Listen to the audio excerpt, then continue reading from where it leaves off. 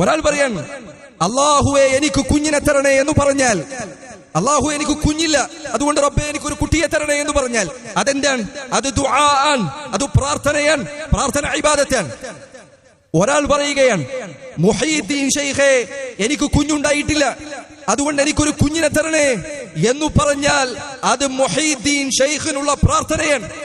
ആ പ്രാർത്ഥന നടത്തുന്നതോടുകൂടി ഇസ്ലാമിൽ നിന്ന് പുറത്തു പോകും.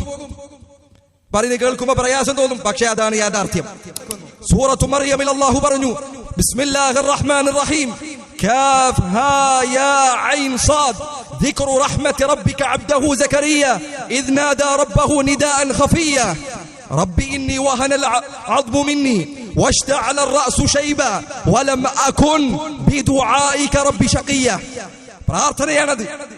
സക്കറിയ നബി പറയുന്നു, റബ്ബേ എന്റെ മുടിയിത നരച്ചിരിക്കുന്നു, എന്റെ എല്ലുകൾ ദുർബലമായിരിക്കുന്നു, അല്ലാഹു എനിക്കൊരു കുഞ്ഞില്ല, ഒരു കുഞ്ഞിനെ തരണം. അത് പ്രാർത്ഥനയാണ്.